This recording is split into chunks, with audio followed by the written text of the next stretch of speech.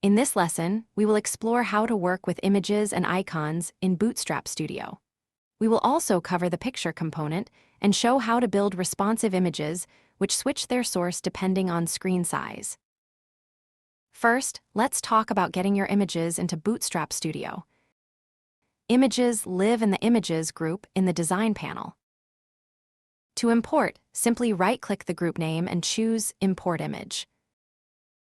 You can select one or more files, and they will be added to your design. Alternatively, you can just drag and drop files into the Bootstrap Studio window. When you import large images, the app will give you an option to optimize them.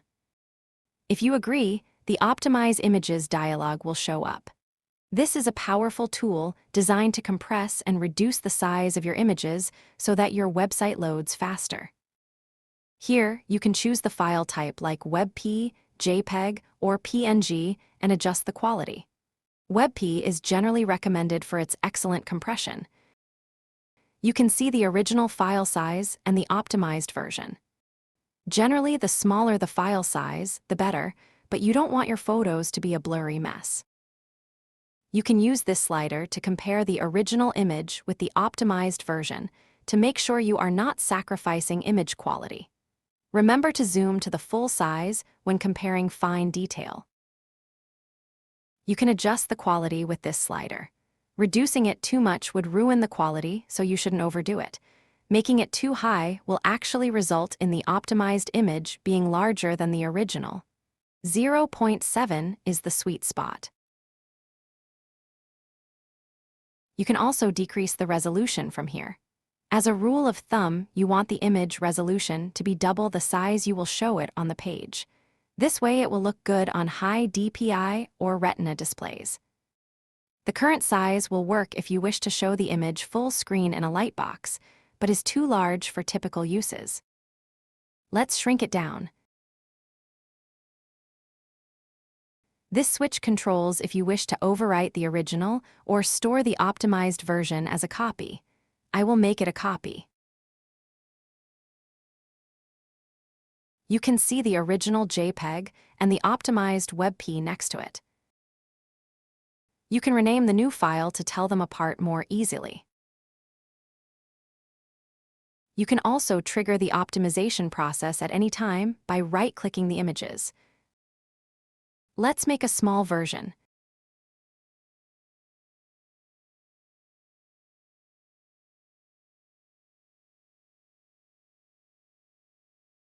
Rename it as well.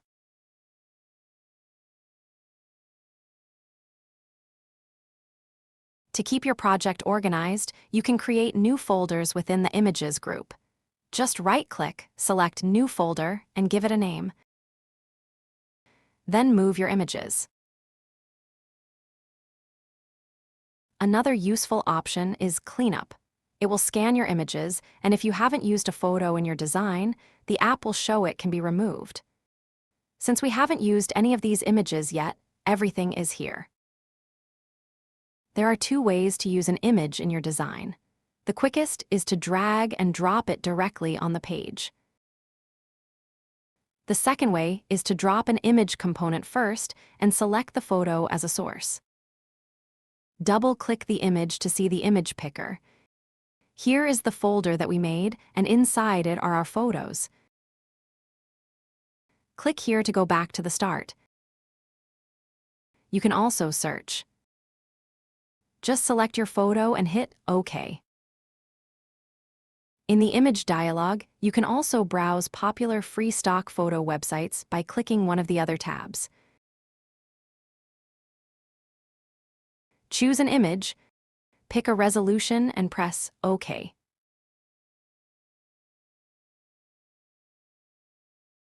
This downloads the image in your project and sets it as the source of the image component.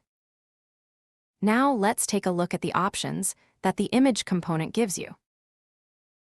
The source URL field is where you enter the address of the image to show. It can be a photo in your project or an external image linked with an HTTPS URL. Clicking here reveals the image dialog again. The alt text option is recommended for better accessibility and SEO. The text here will be read aloud by screen readers. You can see that this image already has alt text.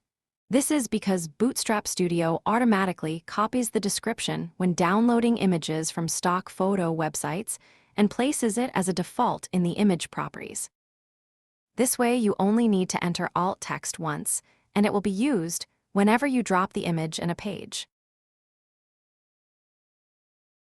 Lazy loading is a performance feature.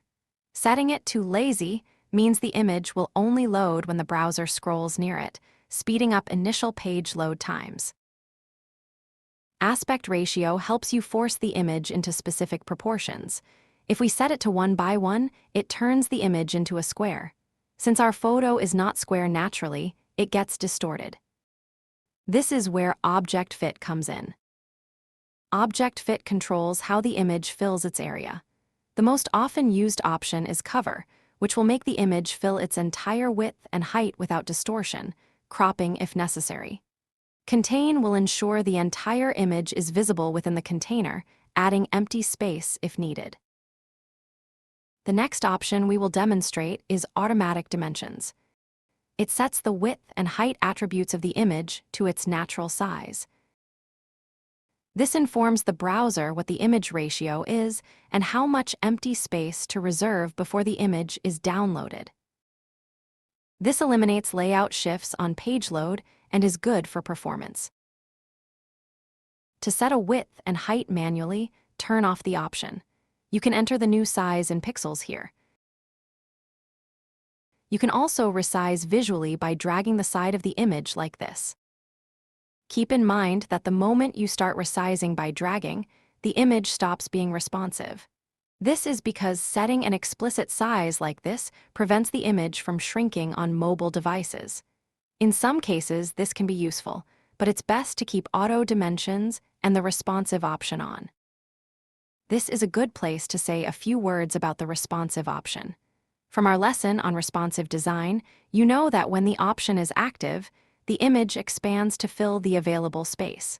But if the available space exceeds the image width, this will leave empty room on the side. If you would like to avoid this, you can use the full width option. It will make sure that the image always expands to fill the available space. To prevent image distortion, activate full width together with the responsive option. The full height option behaves similarly but in the vertical direction. It will scale up the image until it fills the height of its parent element. The last image option is style. With it, you can apply common styles like circle and rounded. For different levels of roundness, you can try the styling group. We used this quite a bit earlier in the series. Beyond the basic image, Bootstrap Studio offers specialized components for specific use cases. The figure component is designed to display an image with a caption. It's intended to embed images in articles. You can edit the caption as text.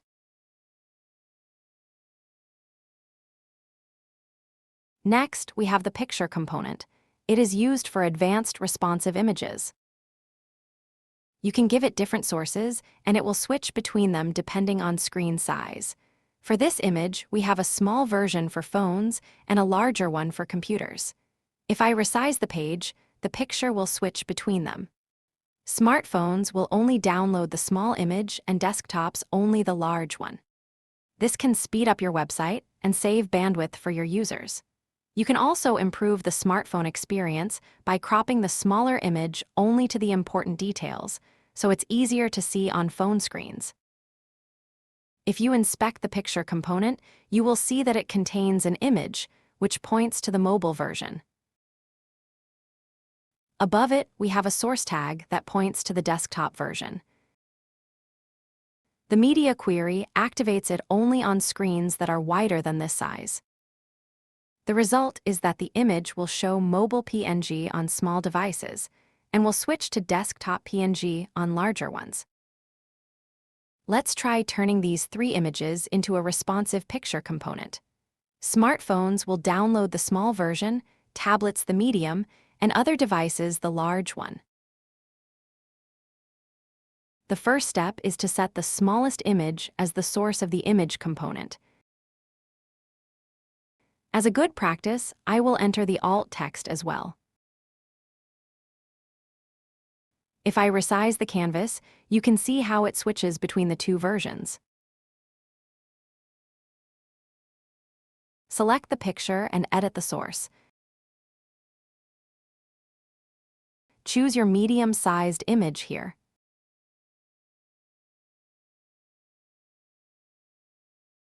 The picture now switches between them. For the largest image, create a new source and pick the XL breakpoint. Pick the largest photo. We see a warning because browsers check for matching sources top to bottom, and the new source will be shadowed by the first and will never apply. We need to move it up. To see how this works, let's take a look at the browser.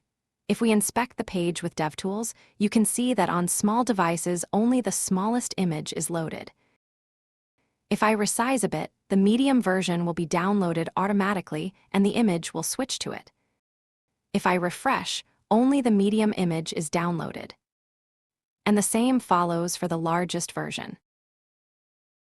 This way, visitors will fetch only the images that they need when they need them, saving bandwidth and speeding things up.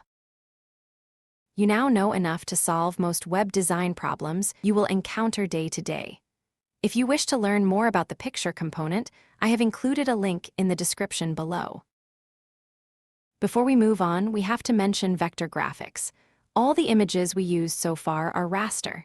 This means they have a fixed width and height and are based on pixels. If you have a small image and blow it up to a large size, it will get blurry.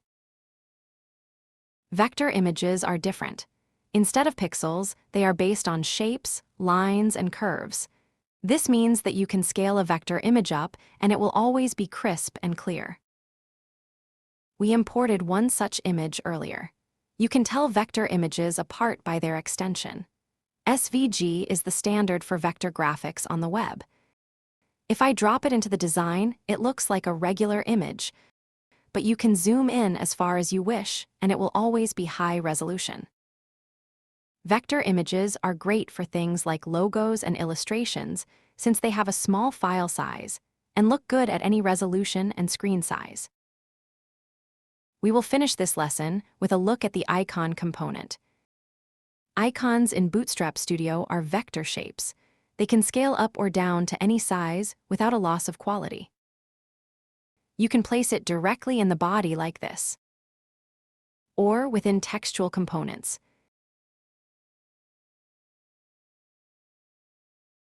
You will notice that the second icon is larger than the first. This is because icons in Bootstrap Studio scale up or down to match the font size of the component they are in. You can grab an icon and scale it up like this. In the Editor panel, you can see that this works by setting the font size CSS property. You can delete it to restore the original size. Icons also inherit the color of their parent element and are affected by the options in the text group. To change only the color of the icon, you can use the Color CSS rule.